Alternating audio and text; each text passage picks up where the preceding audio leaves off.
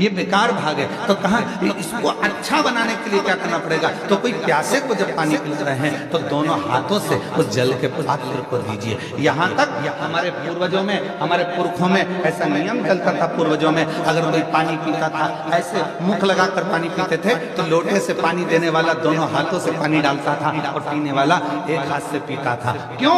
क्योंकि वो ग्रहण कर रहा है और वो देने वाला दोनों हाथों से दे रहा है। तो ये हाथ का प्रयोग पूर्ण होना चाहिए, जिससे मरने से पहले इस शरीर का आधा अंग रह न जाए। इसको चालू रखने के लिए अभी से काम करना पड़ेगा। शिव जी के मंदिर में दोनों हाथों से जल चढ़ाइए, शंकर जी के मंदिर में दोनों हाथ से सफाई करिए, शिव जी के मंदिर में दोनों हाथ से झाड़ू पोछा करिए, शिव जी के मंदिर में दोनों हाथ से दीप को लगाइए। शिव जी के मंदिर, कई माताओं की आदत रहती है एक हाथ में घंटी पकड़ दी, एक हाथ में पकड़ लिया दिया, एक से घंटी बज रही है, दूसरे से दिया बज रहा है। पर हमारे यहाँ पर यहाँ तक कहा गया कि प्रथम आरती प्रारंभ होने से पहले मंदिर के घंटी को नाद करिए और नाद करने के बाद थोड़ी देर दोनों हाथों से दीप जलाकर उसको घुमाइए। अर्थात भगवान के सामने के दोनों हाथों का सदुपयोग करिए, प्रयोग करिए। उसके बाद फिर भले एक हाथ में दिया ले लो, एक हाथ में घंटी ले लो, चल जाएगा, पर ये दोनों हाथों का सदुपयोग होना चाहिए, दोनों हाथों का। और कोई पिछले जन्म के अच्छे कर्म मुझे बाबा दिया साथ मिला, कोई पिछले जन्म के अच्छे कर्म मुझे बाबा दिया साथ मिला। जहाँ सारी दुनिया झुकती है, जहाँ सारी दुनिया झुकती है, मुझे वो आदि दरबार मिला, दरबार मिला। कोई पिछले जन्म के अच्छे कर्म मुझे बाबा तेरा साथ मिला। पूर्व का कोई कर्म तो अच्छा कर्म, यहाँ तक हमारे शास्त्र कहते हैं। कितना सुंदर था, एक चावल के दाने को भी अगर शिव जी पर चढ़ाया जाता है तो डब्बे में से, कई माताओं की आदत रहती है डब्बा खुला हुआ है, डब्बा रखा हुआ है, उसमें चावल का दाना उठाया, शिव जी को चढ़ा दिया। शिव महापुराण की कथा कहती है डब्बी में से अगर शिव जी को चावल का दाना चढ़ा रहे हो, पहले डब्बी में से उठाकर अपनी हथेली पर रखो, फिर उस चावल के दाने को भगवान को समर्पित करते चलो, समर्पित समर्पित।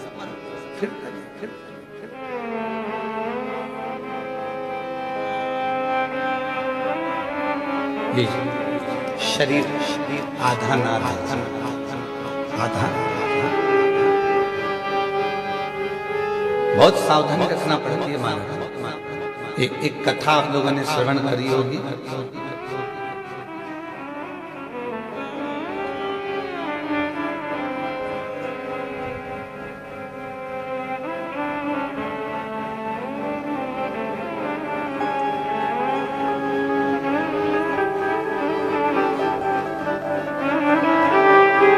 अंत्री ऋषि और अनुसुईया माता,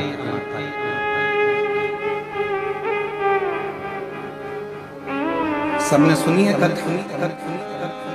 ब्रह्मा, विष्णु और महेश, इन तीनों के घर में बच्चे बने। सुनी है ना सबने, श्रीमद् भागवत में तीनों बच्चे। ब्रह्मा जी के अंश से स्वयं चंद्रदेव, भगवान विष्णु जी के अंश से स्वयं दत्तात्रेय, और भगवान देवादिदेव महादेव के अंश से दुर्वासा। सुनिए सबने कथा। अब यहाँ तक तो आपने कथा सुनी, और शिव महापुराण में एक पवित्र कथा आती है दत्तात्रेय भगवान की बहन।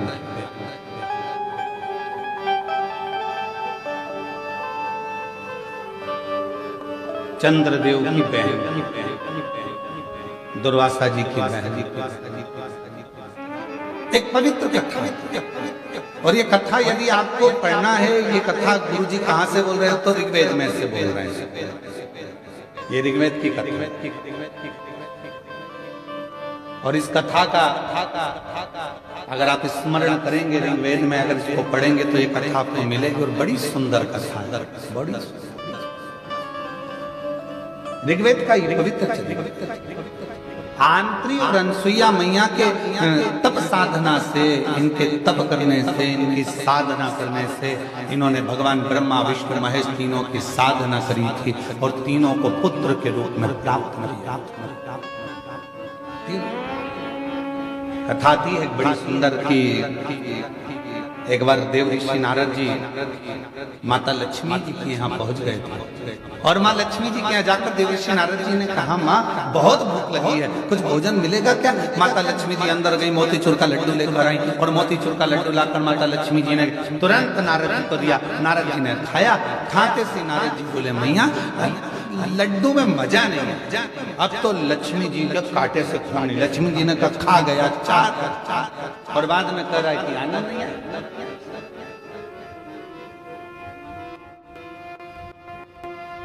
लक्ष्मी जी ने पूछा ये लड्डू अच्छा नहीं बना? नहीं।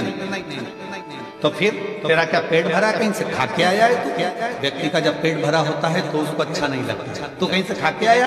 नारद जी बोले, मैया लक्ष्मी मैया लड्डू तो अनसुईया जी के घर के थे, क्या लड्डू थे, एक लड्डू खा लो और पूरा पेट भर लो। इतने में तो लक्ष्मी जी का हृदय जल गया कि मेरे घर का लड्डू बुरा और अनसुईया के घर का अच्छा।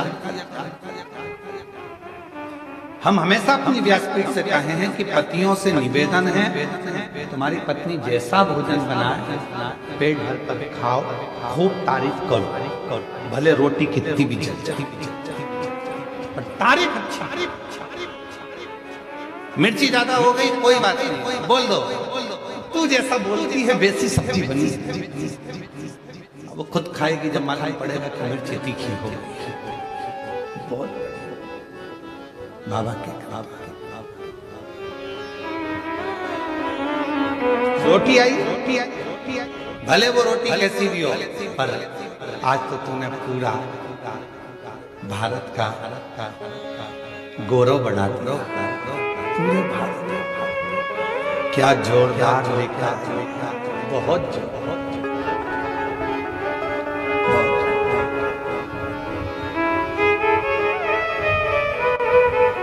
कभी भी मत कहना कि ये अच्छी चीज नहीं बनी, बहुत जोरदार, बहुत जोरदार। अब लक्ष्मी जी को कहकर नारद जी पहुंच गए माता बीणा देवी के पास में, माँ सरस्वती के यहाँ। मैया भूख लगी है, वहां पर भी कहा है कि लक्ष्मी जी के यहाँ का लड्डू भी ठीक नहीं था, आपके घर का भी लड्डू ठीक नहीं है, लड्डू तो अनसुईया जी के घर का। पार्वती जी के यहाँ पहुंच गए, पार्वती मैया लगी थी, आकड़िया की रोटी बनाई, काकड़िया की साग, पर से माता पार्वती जी पावे बोला।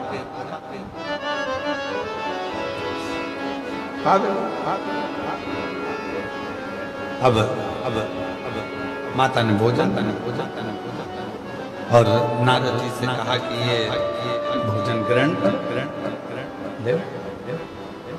अब नारद जी भोजन ग्रहण करने के लिए बैठे और जो मैया ने रोटी दी पाने के लिए, और मैया रोटी दी और नारद जी जैसे खाने के लिए बैठे, और खाने के बाद में नारद जी बोले, पहले तो खाली खूब डपट खूब अच्छे से खाई जमदारी से हो, उसके बाद बोले मैया क्या भोजन था अनसुईया जी के घर का, इतना शानदार भोजन, पूछो मत, पूछो ही मत। दुनिया के लोगों की आदत रहती है, शादी वाले के यहाँ जाते हैं, खूब डपट के खाते हैं, फिर भी चलते चलते पानी पूरी का पानी अच्छा, चलते चलते वो इडली तो इडली बनी थी ना, खा गई चार, और बाद में कह रही कि वो इडली कड़ली रह गई, पकी नहीं, थोड़ी और सीज जाती तो अच्छी हो जाती।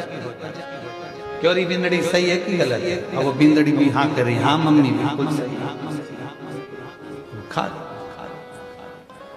तीनों देवियां इकट्ठी हो गई एक जगह पर और तीनों ने विचार करा, क्यों नारद आया था कि हाँ क्या कह रहा था, बस लड्डू खा के चले गए और अनसुईया जी है कोई उनका गुणगान कर रहा था। अनसुईया मेरे पास भी परीक्षा लेना चाहिए, किसको भेजेंगे? तीनों देवताओं को भेज दो।